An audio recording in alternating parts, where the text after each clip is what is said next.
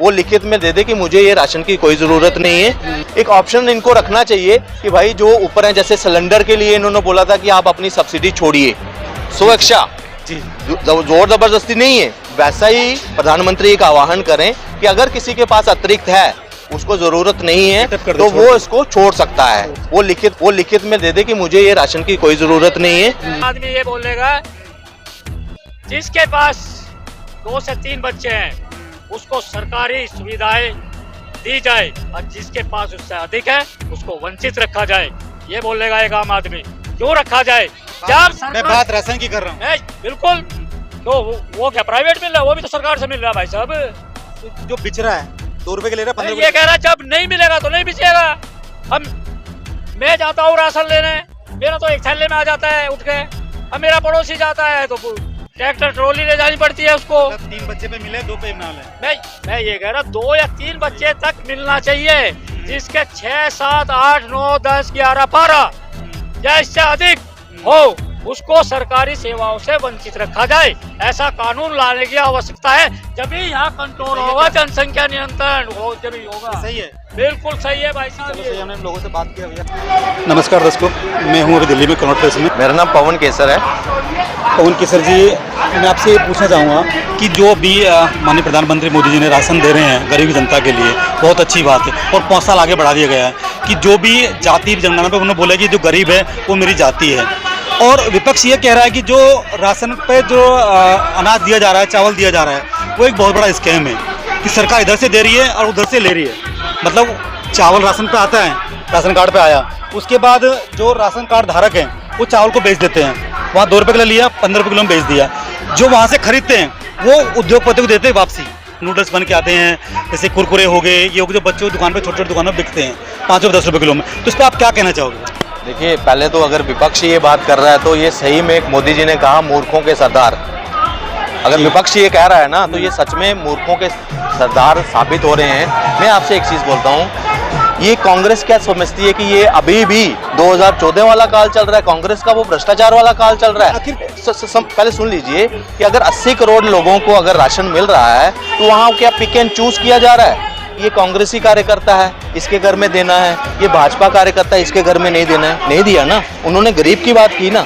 अगर वहाँ पे लोगों के पास अगर जा रहा है, मैं कह रहा हूँ कैसे आप जांचोगे कि किसके घर में राशन है, कितने घर पे नहीं है? आज कोविड को गए हुए 2 साल हो गए, मगर कई ऐसे लोग हैं अभी भी, आप बेरोजगारी की बात करते हैं, आप महंगाई की बात करते हैं, तो उससे कुछ ऐसी परसेंट अभी भी जनता ऐसी है जो अभी वो उस प्लेटफॉर्म को नहीं पकड़ पाई, अपने व्यवसाय में वैसा जैसे वो पहले काम करते थे वैसे नहीं आ पाए।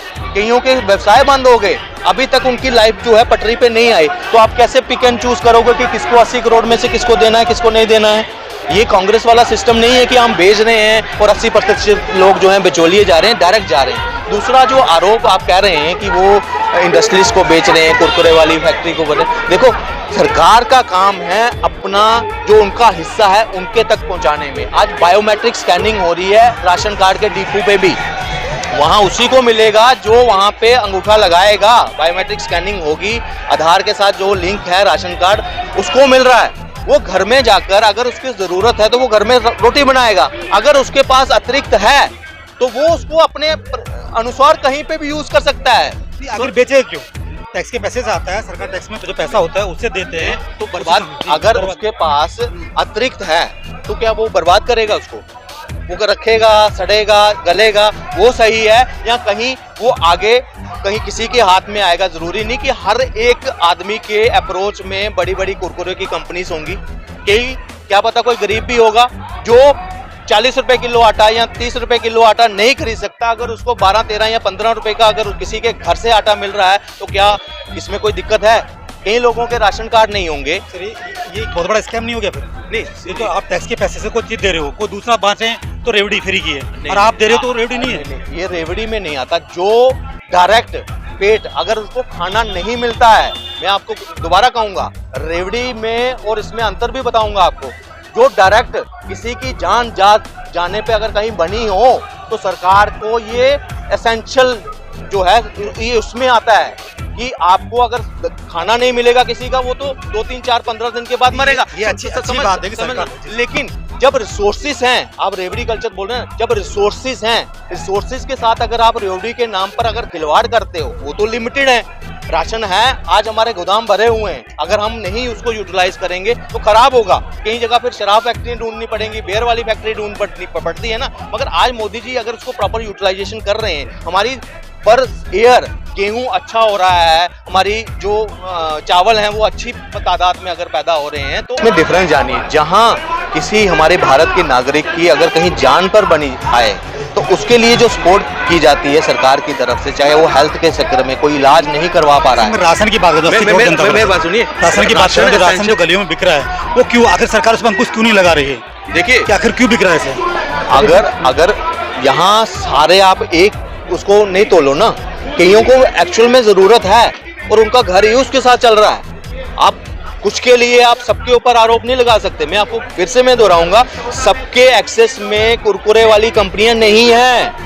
अब इस चीज को समझिए, क्या सारी कंपनियां घर घर जाकर वहां पे कलेक्शन कर रही है?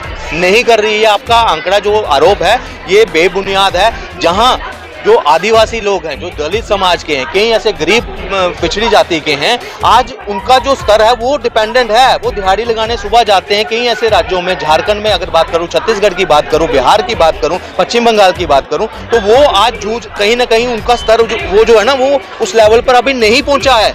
अगर उनके लिए अगर आर्थिक सहायता आगे जा रही है तो इसमें कोई परहेज नहीं है। और दूसरी बात, अगर एक कहना बेचना कोई दिक्कत नहीं है, सरकार को अगर वो किसी के पास अतिरिक्त है, अगर वो उसको, तो ये भी तो सहयोग है।